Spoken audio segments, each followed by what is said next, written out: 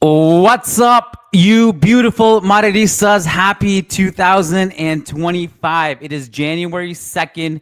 It is my absolute favorite episode of the entire year. It is time for Kiyan Sobhani's annual New Year's Eve mailbag, which of course usually goes up on New Year's Eve, but this time I was in Florida for the majority of the holidays. That's why you also didn't hear much from me.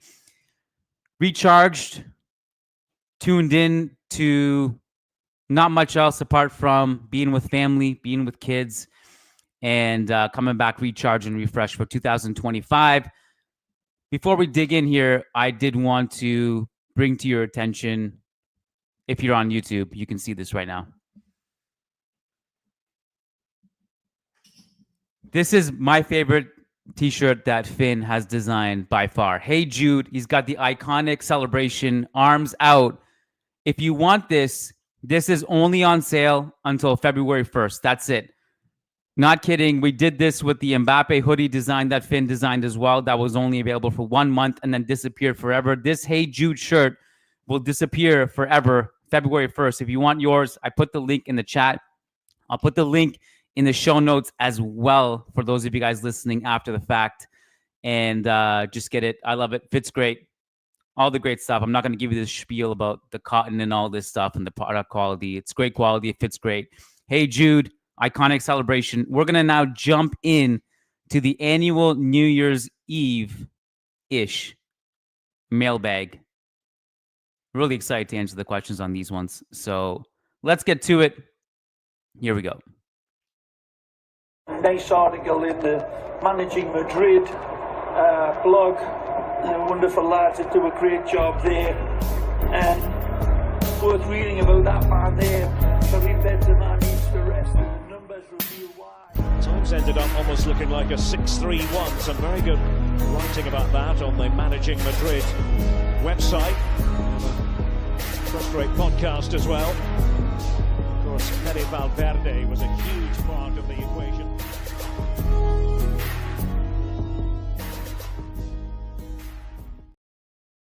Happy New Year, guys. Another year in the books. I had a great time revisiting the best moments of Real Madrid's 2024 calendar year with Leah Ravel just before the holidays. And here's to hoping another great year ahead of us. We do have some predictions for 2025 in store. And of course, what would a new year be without mentioning our incredible presenting sponsors, which once again, we are proud to work with. So TAFC Academy have been supporters of the show for a while now. They hosted our event in Toronto, and we are going to be back there every year. If you guys are in Toronto and you want to enroll yourself or your kids in an academy, whether it's footy or another sport, go to tacsports.ca and sign up there. All the great stuff is there. Awesome. And we want to make sure that you guys go to tacsports.ca and make sure you enroll your kids over there. Sorry, I got distracted because my kid barged in for a second, but he's on his way now. Also, moji-mates.com. You guys have 5 more days left to get a discount over on moji-mates.com. That's moji-mates.com. Use code MOJIMATES20 for 20% off. That coupon code is valid until January 7th. As you guys know, whether it's Alfredo Di Stefano, whether it's Jude Bellingham, Vinicius Jr., Kylian Mbappe, Rodrigo Goes, the list goes on. You can get your favorite player on a t-shirt over on moji-mates.com. Use code MOJIMATES20 for 20% off. That's valid until January 7th. So the annual New Year's mailbag kind of works like this. It's the only mailbag on the Managing Madrid Podcast Network that gets released for free, because once a week we do the mailbag for patrons and members, and it's typically Lucas and I who answer the questions every week with the questions that are submitted. It is one of my favorite segments on the network. If Lucas is away or we can't coordinate the schedule, it still happens. Sometimes Matt fills in, sometimes Sid fills in, sometimes Leah fills in. You get the drift. We always make sure it gets done. That's once a week exclusively for Managing Madrid members. The annual New Year's mailbag is a tradition now. I think this is our 4th year running. It typically runs on New Year's Eve, and it's me doing a solo podcast, and I answer as many questions as humanly possible. And a lot of it goes outside of the Real Madrid scope. Sometimes we talk about some deeper topics. Sometimes we talk about other topics in general that have nothing to do with football and Real Madrid. However, as always, it is primarily Real Madrid focused. And it kind of fits nicely that we're releasing this on January 2nd because we got a chance to get as much Trent Alexander-Arnold news as we can. Alphonso Davies, what's the latest with him? How is this all going to work? How is this all going to fit? Is this realistic? What is our center back situation? What is going to happen by the end of the season? All that stuff. And I think I haven't decided yet. I don't know if Trent is going to come up all in one big segment or if it's going to be sprinkled in throughout the podcast, because I have several thoughts on Trent and fit and tactics and all that stuff. So we'll see where it goes. I'm going to let it happen naturally. I ask for questions on Patreon, on YouTube, on Twitter, on Facebook, and Instagram. And I compiled the best. And as always, we're going to prioritize members, but obviously La Liga members in particular, because every single one of the questions that they submit get a guaranteed response. So we're going to start with a question from Shay Khatiri, who says, if Dani Carvajal comes back in full capacity and Trent Alexander-Arnold signs, whom would you start and whom would Carlos start? Great question. We do know that Carlo Ancelotti has his hierarchy of trust, his circle of trust of seasoned veterans who have brought him to the promised land over and over again, players he's relied on to come up on the big occasions. And there's no question Dani Carvajal, who is the greatest right back in Real Madrid history, the greatest right back in Spanish football history, the greatest right back in Champions League history. And beyond that, the debate can go on, but he's at the very least at the top of the list in those three circles. And up until now, before this freak injury, which happened this season, he could argue he was still in his peak and playing some of the best football of his career. I suppose the answer to this question is, unfortunately, not an ideal one when we're thinking about Dani Carvajal and his career and what level he'll be back at when he does come back. I said it at the time he suffered the freak injury earlier this season, and I said it with a pit in my stomach, like as I was vomiting while I was saying it. But it's very possible that we may not have, we just have seen, if not the last of Carvajal, but the last of the best version of Carvajal. And if he comes back stronger than ever from this, well then, I mean, you just have to tip off your hat to him for that kind of dedication and mentality and the ability to recover. But let's just face the facts. As much as we love him, he is 32. Coming back from that injury is not going to be easy. And even if he does come back at a really high level, you're talking about someone, if Real Madrid sign him, Trent Alexander-Arnold, who, if he doesn't come this winter, which is not, in my opinion, the most likely scenario, it's more this summer. Even if he does come in the summertime and not now, then you're getting at least 6 months, probably more, of Trent Alexander-Arnold starting. And given that he is one of the greatest offensive right backs of all time, he is generational offensively. He's going to be 27 when Carvajal returns. If Carvajal returns in that time frame, he's going to be playing presumably peak football at that age. It's going to be hard to displace Trent Alexander-Arnold if that situation does arise.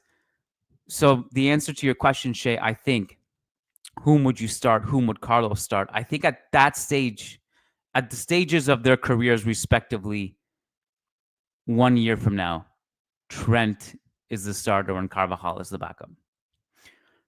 Next question. Bambi RM7 says, I hope you and your family had a wonderful Christmas and a happy new year. Right back at you, Bambi. Bambi says, I was wondering if you could share any advice or tips on how to build a career in podcasting and journalism. I'm especially interested in starting a football podcast like yours, which I think is the best among all the English-speaking Real Madrid creators. I know this question isn't about Real Madrid, but I really admire your work and would love to learn from your experience. Thank you and God bless. Thanks for the kind words, first and foremost. It's just incredible hearing stuff like that. And having you guys in this family is something that is so special to us. Honestly, like comments like this will come up a couple times throughout this podcast from people who sent in questions. And it's really emotional for me to even read those questions, because thinking about when I started this podcast and when I started this journey and the amount it's grown thanks to you guys, I can't express enough gratitude. So thank you. Thank you so much, Bambi, and everyone else who is listening to this and submitting questions and is part of this journey with us. The answer to tips on starting a podcast in journalism, it's a little bit difficult to answer. And I often find with questions like this, you have to give a general vague answer, unfortunately, because you don't really know the specific requirements of everyone and what level they're at. How are they behind a camera and a microphone? How much charisma or comfort do they have in those situations? Are they willing to put in the work? What is their niche? All that stuff, right? So unfortunately, I'm going to have to give a blanket general response, but I will try my best to at least make it practical. I would say there's 3 things you have to figure out and you have to really put as much effort as you possibly can into. And these 3 things are not in any particular order. If you guys have read Tim Grover's work, Tim Grover is the trainer of Michael Jordan and also trained Kobe Bryant and many other elite athletes. And I don't know if it was his book Relentless or Winning, one of those 2 books. He outlined his chapters and he didn't put it in numerical order because he felt like if you put like chapter 1 or point number 1 and then go all the way through 1, 2, 3, 4, readers would get the assumption that that's the order of importance. So he labeled every single point or chapter as number 1, number 1, number 1. Like 13 times he just said number 1, number 1, number 1. So that way you realize that they're all important and there's no real priority. You just have to prioritize all these important things. So that's the way I'm going to try to frame this answer. I would say the first thing is you have to figure out what your niche is. And I don't mean just like, is it Real Madrid or Liverpool or Rayo Vallecano or the Toronto Raptors or the Edmonton Oilers? Like, I don't mean like what team. I'm talking about like, what's your niche within the niche within the niche. So for us specifically, it's not actually just Real Madrid. Our niche is Real Madrid. And ironically, we get a lot of non-Real Madrid fans listening to our podcast, especially over the last couple of years. Like you get a lot of City and Barca fans who are just awesome to have around because they're full of hate in their hearts for us. And they help with the algorithm tremendously. So thank you to those guys who have jumped on. So it's not just Real Madrid fans, but that's certainly our target market. That's who we cater to. But we don't cater to all Real Madrid fans around the world. We don't care for the mainstream Real Madrid fans. It's not those who we are targeting.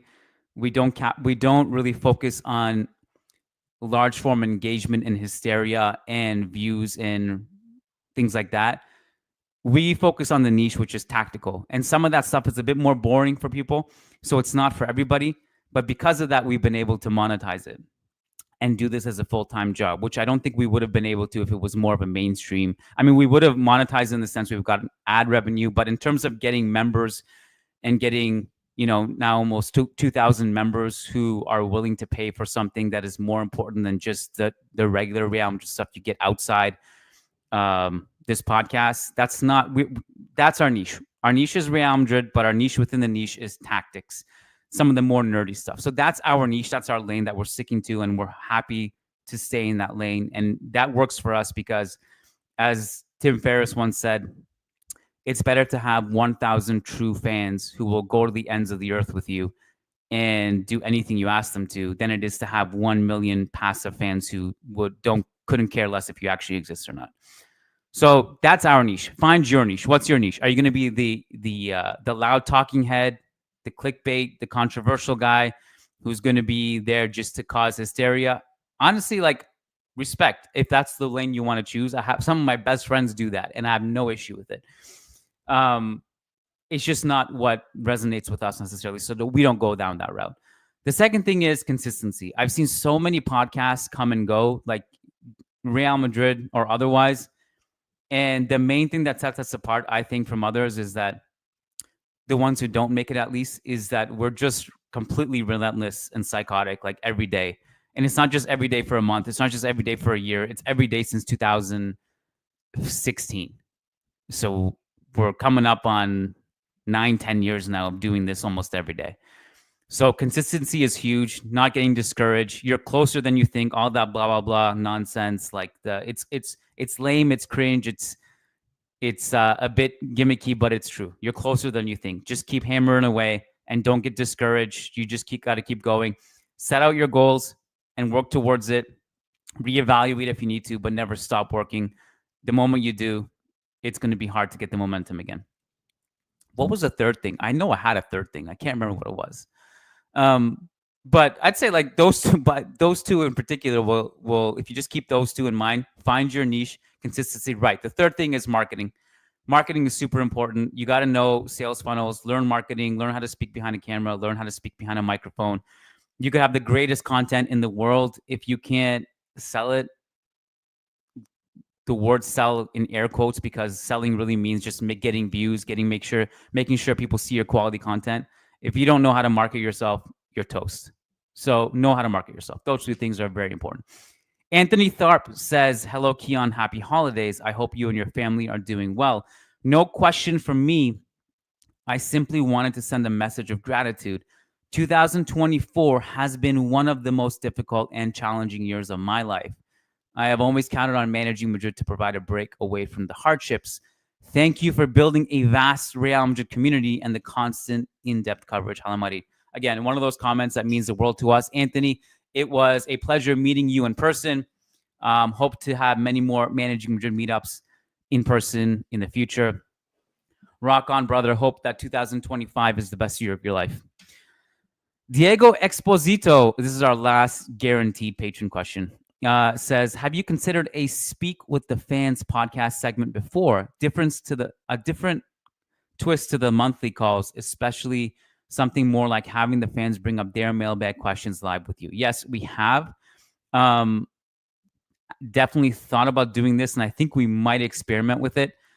We may do a bit of both. The reality is that if we did this, a lot of people can't join in live, so I don't want it to be unfair to them, like to not be able to ask us questions if they can't join live, but it's something that we will definitely experiment more with in 2025. All right.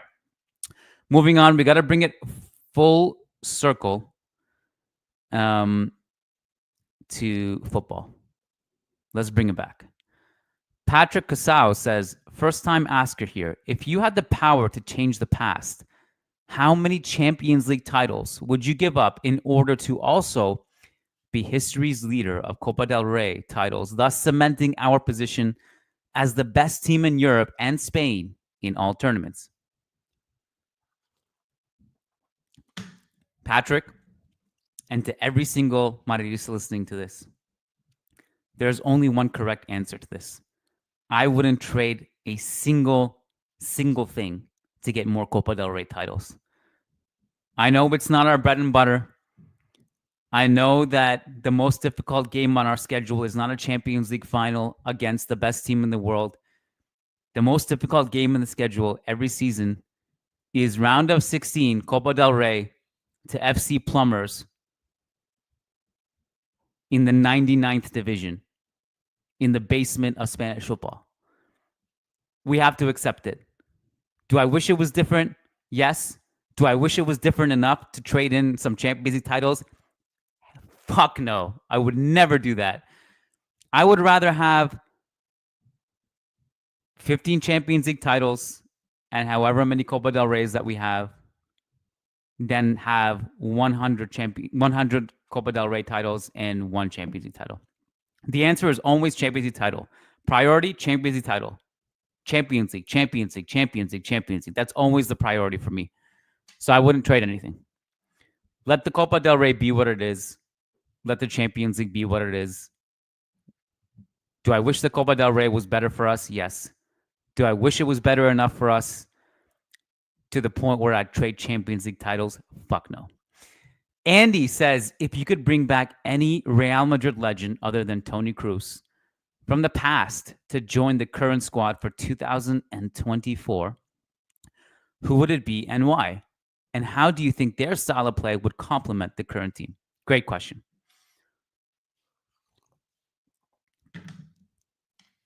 Part of me struggles with this because I think the answer to this question should always be Cristiano Ronaldo, no matter what the fit is.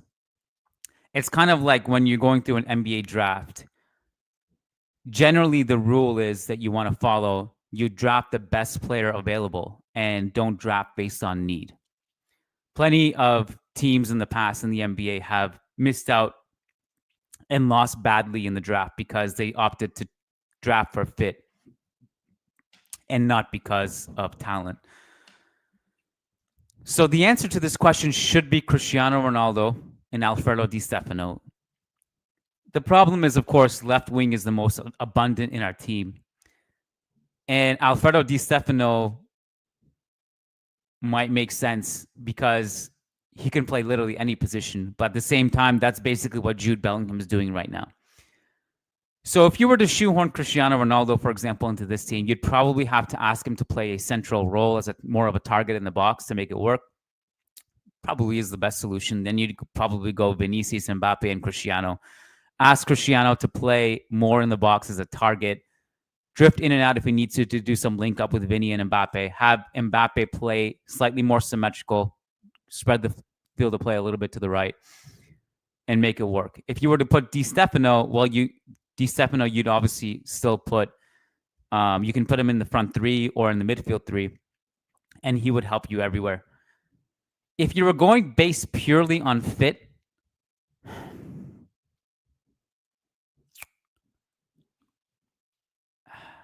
it would have to be down to two players. Sergio Ramos and Roberto Carlos or Marcelo. And I lean towards Roberto Carlos because I think our left wing back situation is slightly worse than our center back situation in that we do have Rudiger and Zubimendi who can play there and plays there well, and Asensio coming up and Alaba coming back. Who knows what shape he'll be in.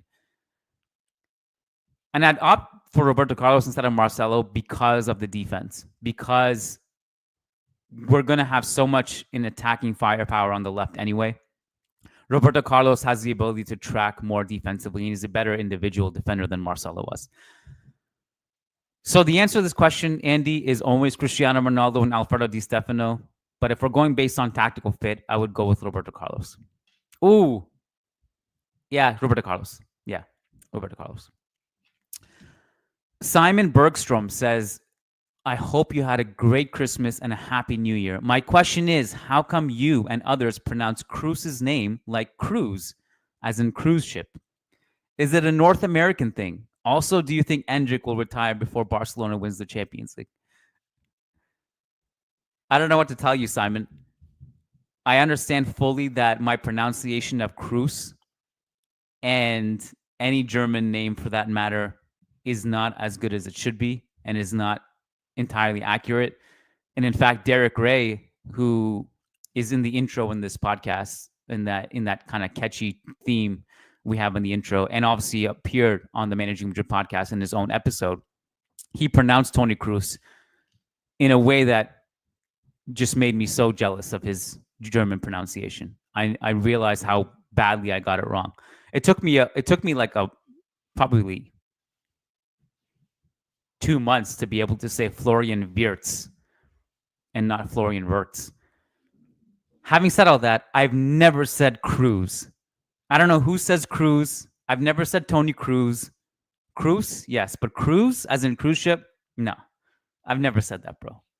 But the criticism of my pronunciation of German names is completely fair. Fabrice Yonaba, complete curveball of a question here. He says, start, sell, bench, cantaloupe, watermelon, honeydew. If you really want to get me to talk for hours, ask me about fruits. I eat tons of fruits every day. So this is a question I feel like I'm very qualified to answer. No question. This one's easy. Start watermelon. No questions asked. The water content, the sweetness and flavor factor. Oh, on a hot summer day, my God. Watermelon number one. Bench honeydew because it's slightly sweeter than cantaloupe, and sell cantaloupe. There you go. Sing 812 says, hey, Kiyan, I hope you're having a good time. If Asensio can improve and Jean Martinez can return and do well, should Real Madrid still sign a center back? And what happens to David Alaba at the end of the season? Does he stay or go? I'm taking this question because I want to fully prepare Madridistas all around the world for the very realistic scenario that Real Madrid don't sign a center back. And I think it'll have less to do with Jean Martinez, at least immediately. I truly do believe in Jean Martinez long term. And even immediate term, like in terms of like when he comes back, like if I'm given like a 2-year timeline, that gives him like, some time to find his feet again after returning from the ACL tear. And I don't know if that time frame gives him enough time to start for the A team, but it at least gives him enough time to get back to playing regularly with the youth team and finding his feet again. I am a huge believer in Jean Martinez. I was blown away by him in preseason. Truly, I was so excited about him. That's why like the ACL tear with him was the most devastating thing I've seen in a long time. But at least comforting in the fact that he's so young that he has so much time to recover from this. I think the club believe in Jean Martinez too. There's no question about that. But I think if Real Madrid don't sign a center back next season, it has less to do with Jean Martinez and it has more to do with Tchouaméni reinventing himself and Asensio emerging. And the most important thing is David Alaba, for better or worse, is stuck as a Real Madrid player. Like the last part of this question is what happens to Alaba at the end of the season? Does he stay or go? He can't go. His value is at an all-time low right now. No club wants to sign David Alaba. And so you can't just offload players that easily. And I don't think you can shed yourself of David Alaba's contract before it actually runs out. That's the way I see it. So you have Alaba under contract, you have Eder Militao under contract, you have Rudiger under contract, and then you have Raul Asensio and Jean Martinez emerging, plus Tchouaméni can play center back. Calling it right now. Just be prepared if Real Madrid don't sign a center back next summer. Tony on Patreon says, hello, Kiyan. Happy holidays and New Year. My question is, if we can't have a Churros podcast with Lucas as a guest, I would really like to see a conversation between Lucas and Diego and how that would go. It would also be cool to hear a Madridista and a Culé from Spain interact, especially to understand if there are significant cultural differences in how fans from the country of the team experience and support their clubs. Oh, and the funny banter between them as well. A lot of people have asked about this possibility. I have chose not to merge those universes yet. I do think it would be amusing to see. I think I might even sit back and not talk on that one and just put my feet on the table, smoke a cigar, and just observe. And the odd, maybe snarky or sarcastic remark if they argue. It would be cool to see Diego not be able to say his favorite one-liner, which is, Kiyan, with all due respect, you don't understand because you're not from Spain. But I actually think Lucas and Diego is not as much of a clash as you think it is. I think the biggest clash possible would be Diego and Eduardo Alvarez. And you guys, the OG listeners of the podcast, know Eduardo Alvarez really well. He actually had to unfollow Churros on Twitter because in one of Diego's takes, like in the summertime, I don't remember what it was. And I think those two in a room would be just fireworks, but possibly not wise, just to prevent further world wars. Alberto Batar on Patreon says, I feel that for the 6-7 years, Real Madrid had the policy of signing the best U20 prospects in the world. Vinicius, Rodrigo, Jude, Fede, Camavinga, Arda, Endrick, etc. However, more recently with the signing of Mbappe and the potential signings of TAA and Davies, it seems like the club is shifting towards signing more established and a bit older players. Do you think this is a shift in our transfer policy, or we will continue to sign the best U20 players and keep a young squad? Thank you for all the content that you do. Happy New Year, Kiyan. Happy New Year to you as well, Alberto. I think it's a little bit of a misconception that Real Madrid's signing policy now is to go after the U20 prospects. I think the most correct way of putting this is actually Real Madrid is under the Juni Caliphate era, have been a club of market opportunities. All these players you listed, Alberto, Vinicius, Rodrigo, Jude, Fede, Camavinga, Arda, Endrick, etc. I mean, a lot of these guys, plus a bunch more that you haven't named, obviously, because you can't name every single one. A lot of these guys, of course, were concerted efforts by Juni Caliphate to go and find more hidden gems, or at least if they are competed for and they are well known to several big clubs, at least Juni Caliphate's influence in that he presents to Jose Angel Sanchez and Florentino Perez like, these guys we have to get. Like, we have to outbid Chelsea for Endrick, for example, right? So there's that. But going hand in hand with all of this for years has been older players who fall into our lap. David Alaba, Antonio Rudiger. If we get TAA, I mean, he's not as young as those other guys. Kylian Mbappe, Davies. Again, young TAA and Davies are younger than, players like Rudiger who come in, but not scattered at like an early age. Again, I think the more correct way of saying it is that they go for market opportunities. And it comes down to players they believe in and players that are realistically attainable. And that's what it comes down to.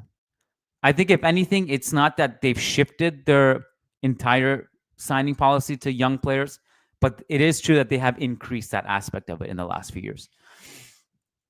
Avi says, what's your best advice to try and get your kid to be a Madridista? I'm trying to get my 4-year-old in on the club at an early age. Any tips?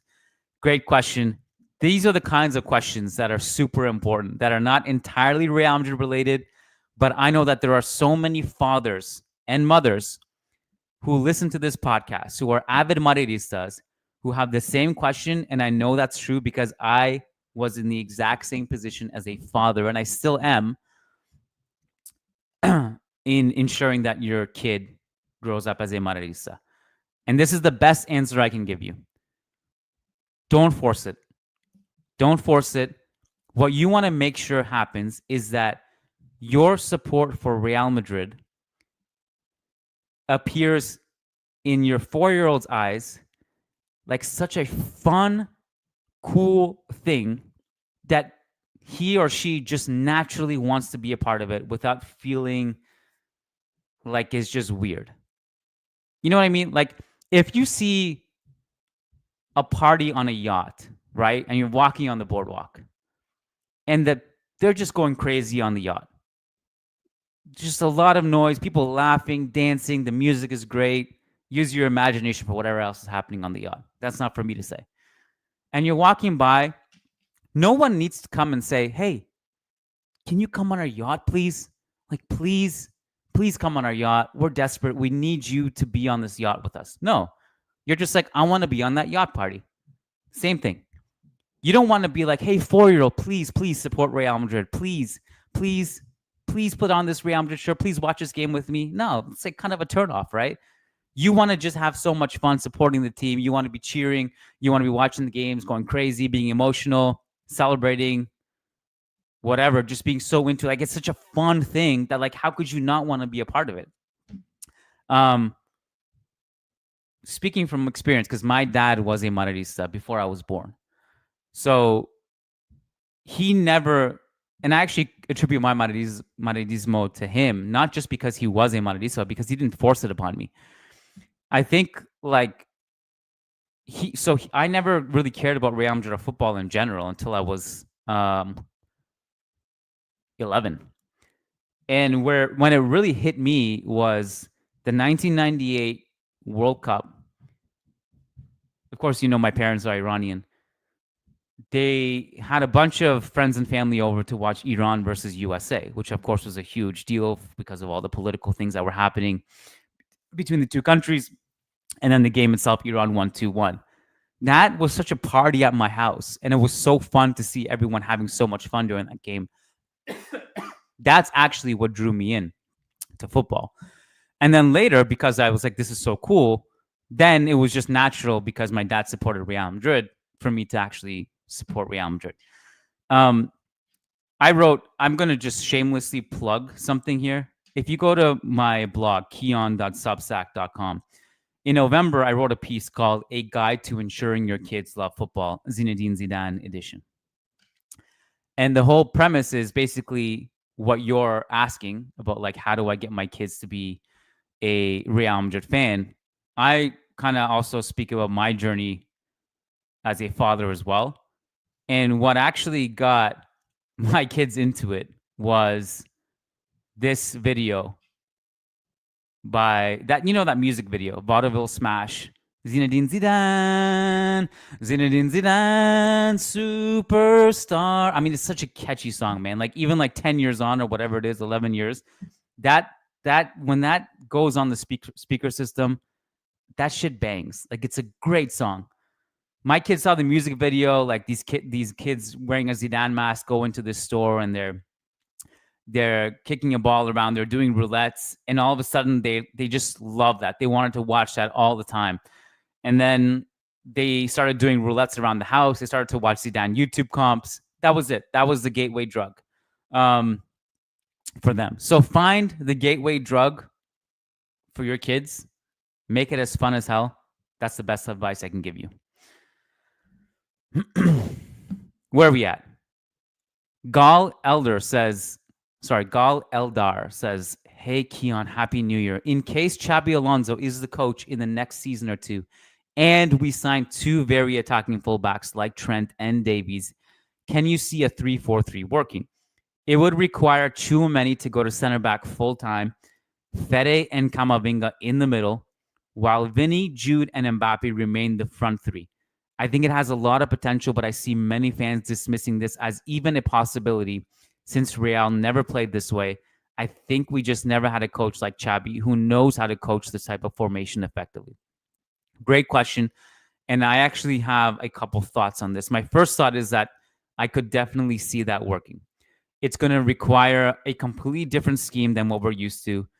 It's going to require an aggressive high press that is very cohesive, something we've never seen at Real Madrid, almost never. It's going to require a ton of coverage from all the midfielders. I think that role for Tchouaméni actually does make sense. That's my first thought. Because, I mean, 3-4-3, otherwise, the way Xabi plays it won't work if you're not going to play it that way. You can't play like a low block 3-4-3. I mean, you can. But the way it would be designed with, if you had theoretically Trent and Davies, because it would be so weak defensively on the wings and also like just the amount of coverage needed from the DM and all this stuff, like it would be imperative that you're winning the ball high up the pitch and stop the bleeding from high up the pitch. My second thought is that I also don't think that Xabi Alonso would be married to that. What I mean by that is that I've seen a lot of fans dismiss Xabi Alonso. I shouldn't say a lot. I don't think it's a lot of fans. Maybe loud minority is the better way to put it. I think there are fans who are skeptical of Xabi Alonso because of the scheme he does play at Bayer Leverkusen.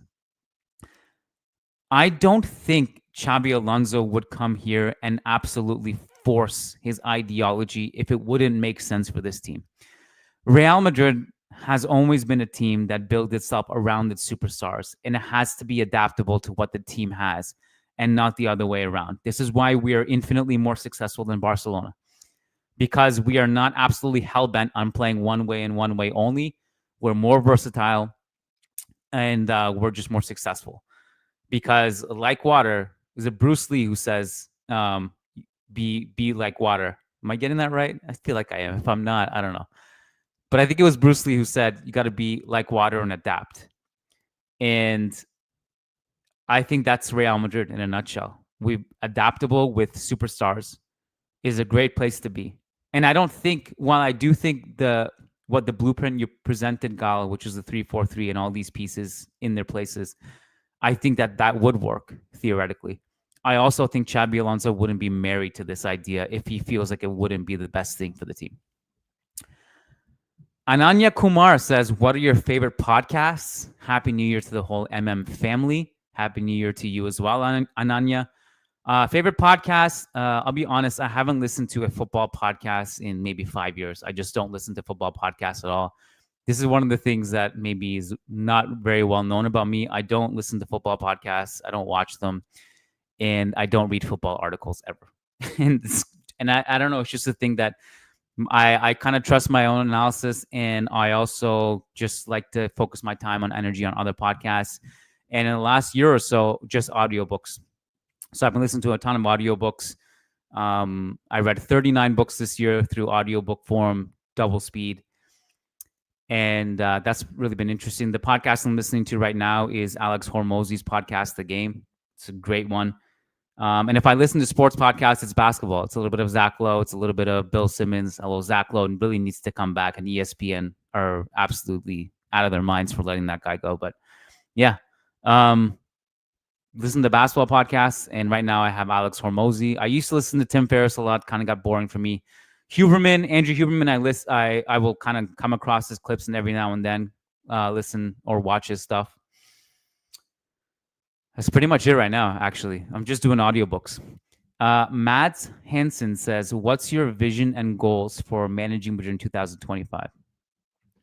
It's all in here, bro. It's an entire notepad. Big plans. I'm not going to tell you what it is, but just know that this is going to be the best year for Managing Madrid in the history books. Adar Zalikovic says, probably the hardest question you will have. Bellingham, Camavinga, and Fede Valverde. One stays at Madrid. One goes to Barca. One goes to Atletico. Make your pick. Smiley face.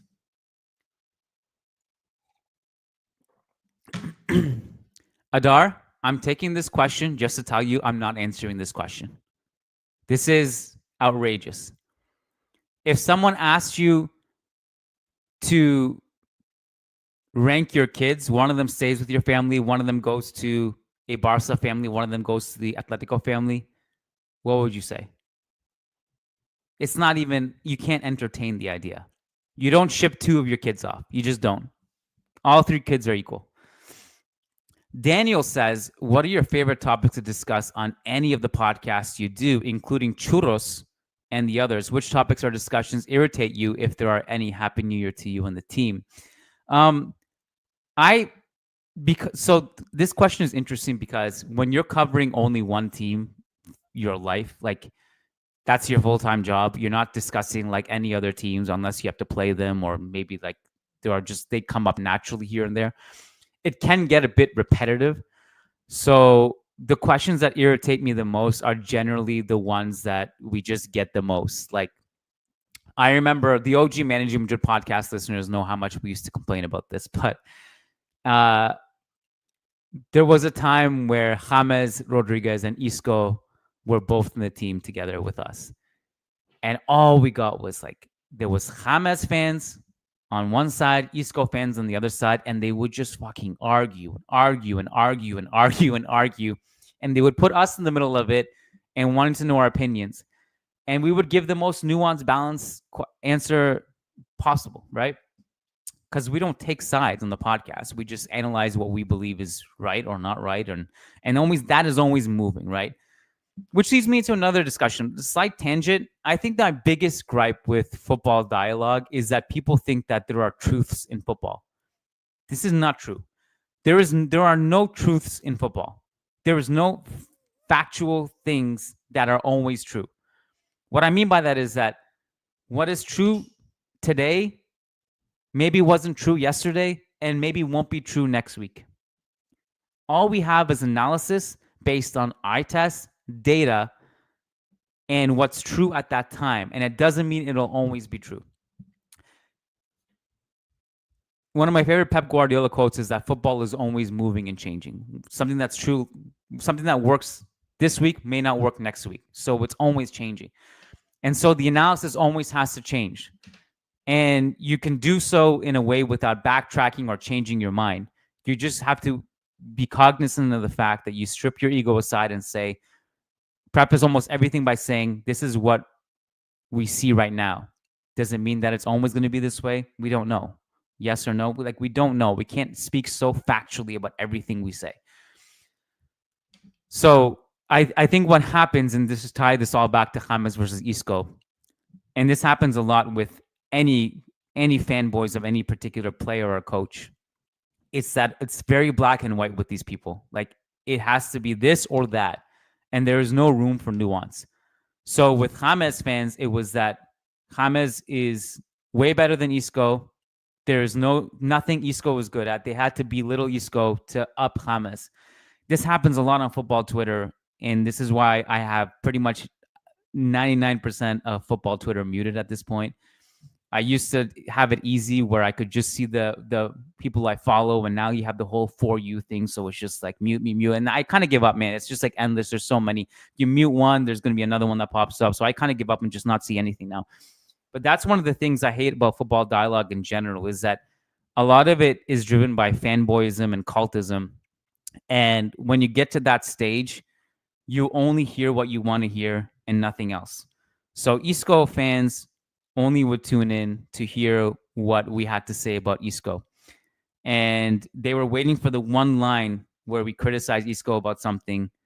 And that meant we hated Isco, even though we had 95% of the conversation praising Isco. They heard the 5%. And I think that's the kind of stuff that irritates me the most, is that everything has to be so black and white with people, and there's no room for like criticism and praise. Like, it has to be one or the other. And if you do both, then that's not acceptable. With regards to specific topics, I would say I love history. I love history. And that's why my upcoming book is pretty much all about Real Madrid history. I kind of enjoy fun hypotheticals, like the above question about like which player would you bring back to fit this team. I like questions like that. I like tactical fits. I really don't like talking about formations so much. I think formations are overrated.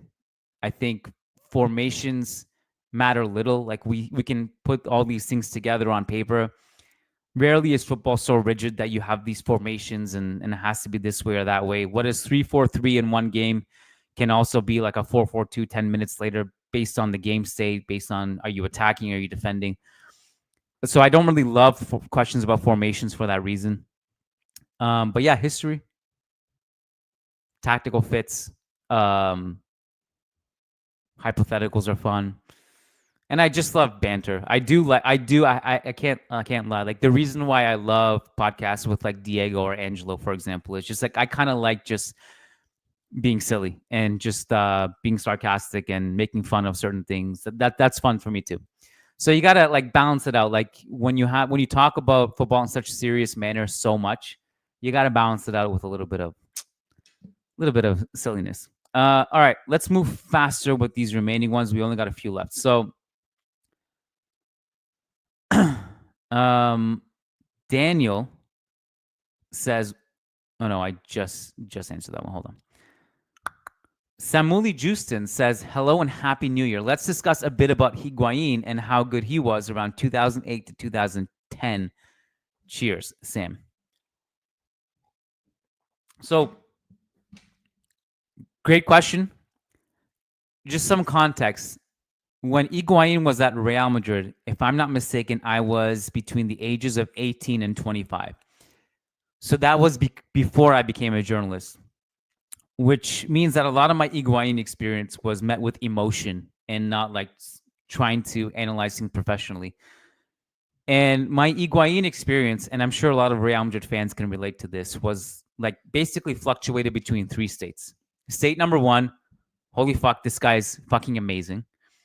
State number two was, I cannot believe yet again this guy choked. And the very early stages of his career, which was similar to Vinicius Jr., which was this guy can't score to save his life. Gets into these great goal-scoring positions, but can't score. So it's pretty interesting that both him and Vinny went from these players who could not finish a chance to becoming these prolific goal scorers. And it's a great example of the need for patience. Higuain was amazing.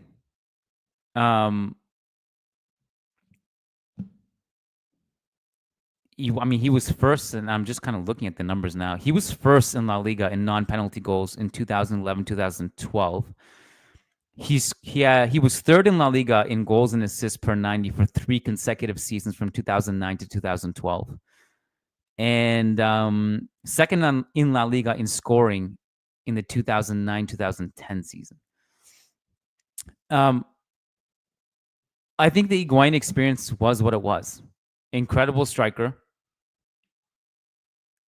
who just drove us nuts in the clutch. But certainly most of it was fond memories. But I think there are like a few moments in his Real Madrid career that Real Madrid fans will never forget.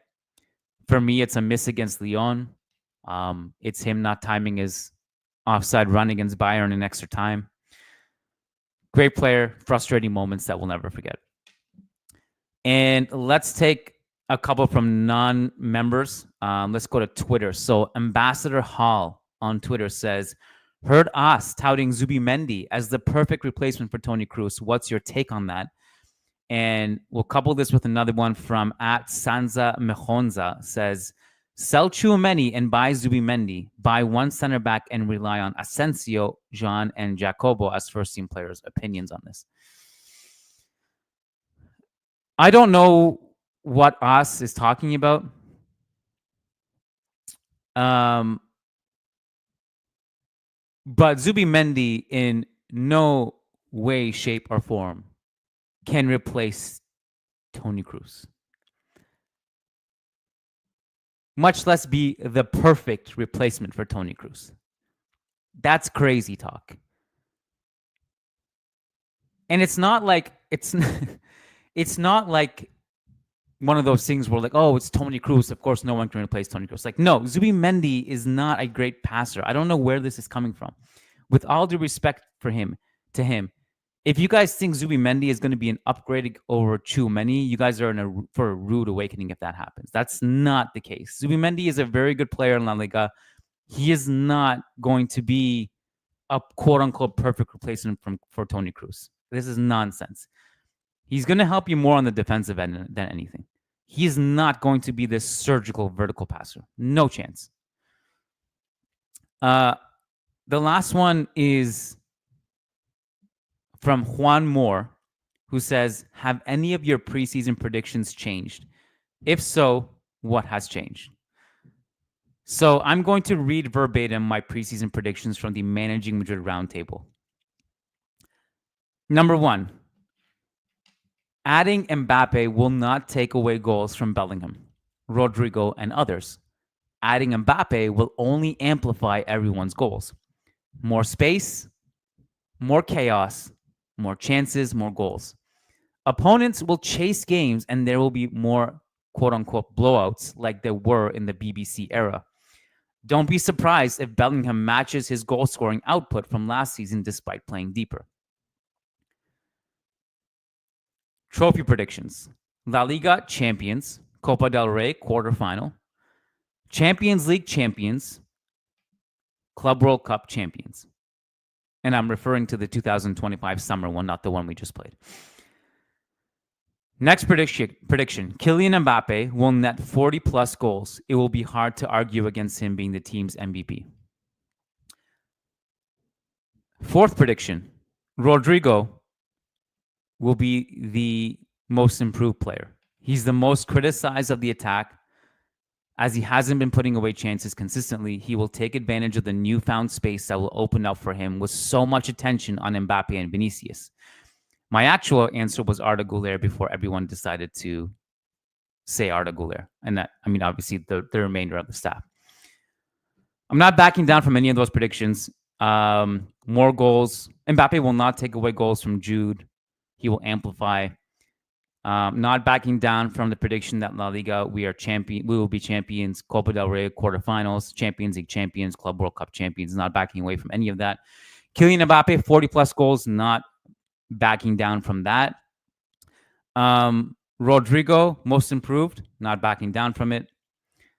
Here's the one that I'm so far wrong about. The last one. Ferland Mendy will have more to do, well, just on Ferland Mendy's importance. The question about like who will be unsung hero or something like that. And I said Ferland Mendy. He will have more to do defensively as Mbappe and Vinicius ahead of him won't be defending much. This is the year Mendy's legacy will go to another level. So far, I've been very wrong about that one. Is there time for him to put together a historic and epic Champions League run where he just locks down all of the world's best right wingers? Sure. It's possible. But so far, I'm wrong on that one. The rest, I'm not backing down from. And Mendy, I'm not backing down from it because I think that would be a cowardly thing to do, so I'll stick with it. But so far, I'm definitely wrong about that one. That's it. 56 minutes. Answered a ton of questions. As a reminder, check this out. Hey Jude, comfortable t-shirt, arms out, iconic celebration. If you like this, we are only selling this until February 1st, and then it disappears forever. I put the link to cop it in the chat and also in the show notes. Real Madrid returns tomorrow on January 3rd, and we will be back live on YouTube after the game to break that down. And here we go. Kool-Aid767 in the chat asking about Dani Olmo's situation. We got a juicy churros coming up tomorrow live on YouTube. Stick around for that. Diego has been delaying it. He can't delay it anymore. If there's no churros tomorrow, just know that Diego is hiding under the bed. But that'll be answered tomorrow, my friend. All right, guys. It's an honor to ring in a new year with you guys. Thank you for being part of this. You guys rock. If you like where this show is headed, if you want to converse with us and meet us face-to-face virtually and be a part of an ever-growing Real Madrid family and get a ton of bonus content, head on over to patreon.com/Managing Madrid. And if you don't have Patreon in your country and or you are watching this on YouTube, simply hit join on the YouTube memberships tab on the Managing Madrid YouTube channel. Same content. You don't need to sign up for both. Just choose one. Kiyan Sobhani signing off. Hala Marin.